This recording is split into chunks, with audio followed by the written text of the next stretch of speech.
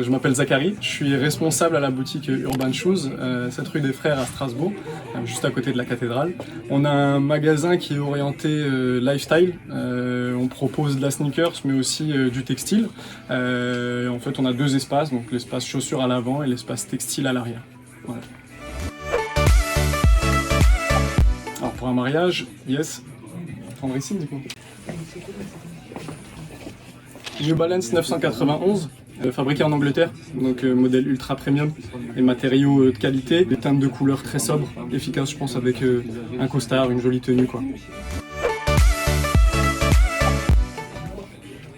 Ça dépend où? Ici?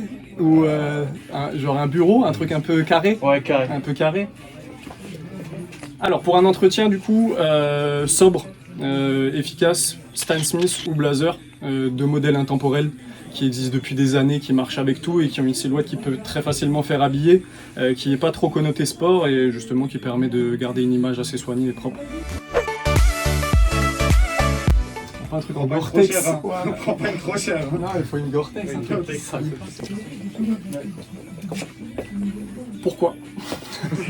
Noir, nécessaire pour éviter de trop la salir. Confort aussi, parce que si ça va taper du pied, c'est quand même plus pratique de ne pas avoir mal aux genoux quand on rentre. Et puis aussi sobre, efficace, ça va avec toutes les tenues full black, c'est toujours facile. Un date? Ouais. Ça faut pas que ma copine elle voit du coup, alors faut que je mette avec elle. Date forcément. Carreau. Carreau, parce que déjà ça suscite la question, donc je vais avoir un sujet de conversation si jamais la conversation est fade. Et aussi parce que je les trouve géniales, que ce soit en termes de coloris, ça fait quelque chose d'un petit peu original à porter, je trouve ça cool. Et puis en plus au vu des couleurs, j'ai pris celle-là au hasard, mais il y en a tellement que je trouverais une belle tenue à associer avec. Si tu l'as acheté, celle-là aussi. Ouais.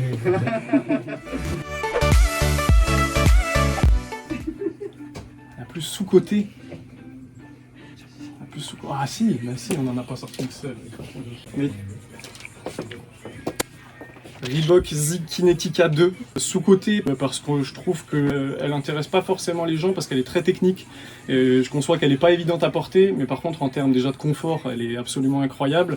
Et puis même en termes de durabilité, c'est des produits de très haute qualité. Et puis après, le style. Comme dit, notre boutique c'est fait pour se démarquer un petit peu, pour trouver des choses différentes et je trouve qu'avec ça, on est sur quelque chose qu'on voit pas ailleurs, donc c'est vraiment cool. Surcoté. Non, pas. Plus surcoté. Ah si, mais si, je sais. Ouais, la particulière, ça va. Alors, non mais justement, l'Air Force, pas forcément ce modèle, parce qu'à la rigueur ce modèle en plus il est un petit peu différent, donc je trouve ça cool. Mais la Air Force blanche de base, je trouve qu'elle est surcotée parce qu'elle est très sobre, très simple, mais pourtant elle est ultra demandée. Je pense que c'est un lien puisqu'elle est efficace et elle est facile à porter, mais il y a tellement d'autres marques et tellement d'autres modèles qui peuvent être une alternative, et j'ai l'impression que maintenant quand on veut une Air Force, on veut que ça et rien d'autre, et c'est un peu dommage. Mais voilà. Zach, c'est quand même... Il n'y a pas énormément de marques qui ont des full white quand même. Full white? Ouais. Si, quand même. Non, mais pas énormément.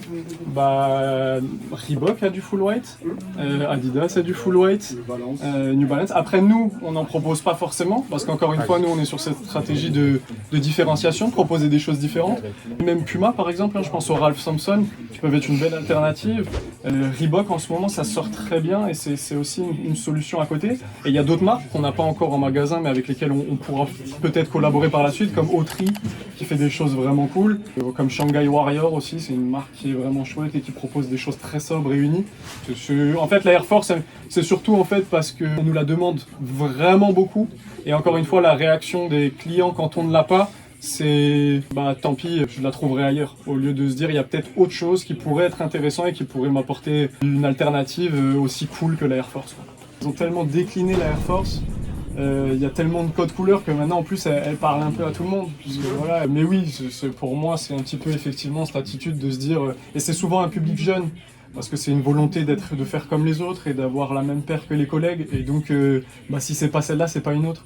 Et c'est un petit peu ce qu'on voit avec Jordan. Alors par contre là je minimise pas du tout le produit parce qu'il est franchement chouette, Il y a cette tendance, et je pense qu'elle a toujours été présente, mais je la vois beaucoup plus depuis que je travaille dans le secteur, de vouloir ressembler à son copain. Pas avoir la même couleur, parce qu'il ne faut pas être exactement comme lui, mais avoir le même modèle pour qu'on soit quand même sur la même longueur d'onde. C'est un peu méchant de dire qu'ils sont surcotés parce que ça reste des très bons produits, mais c'est juste pour dire aux gens de s'intéresser aussi à ce que font les autres marques, et parce qu'il y a des trucs qui sont hyper bien foutus sur d'autres marques, d'autres modèles, même au sein d'une même marque, etc. Ça c'est obligé du coup.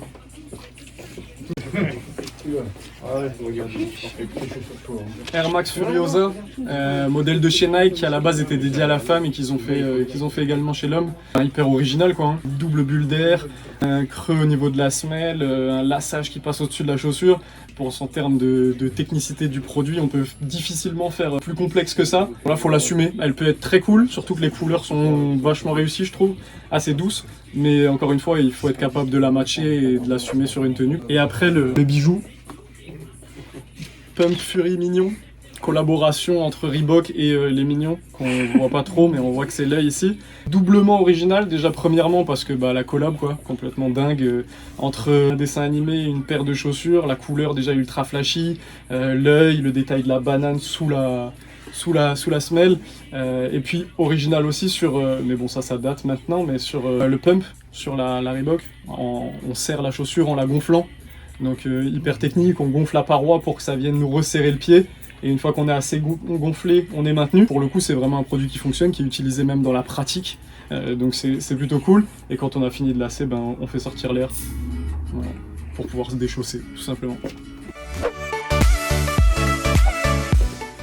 C'est la ASICS, alors le nom par contre, c'est en japonais, quelque chose comme ça. Modèle ultra atypique, déjà moi en ce moment je suis très fan de ce que propose ASICS, déjà parce que en termes de design, ils font toujours des trucs qui me parlent vachement, parce que malgré le fait que ce soit des produits assez techniques, les revêtements et les couleurs peuvent faire très habillé. Voilà, je prends celle-là comme j'aurais pu prendre celle-ci en fait, hein, que je trouve très réussie aussi. Et au-delà de ça, en termes de confort, moi je cours en ASICS et ils équipent leurs chaussures de tous les jours de la même façon que les chaussures de running, avec du gel.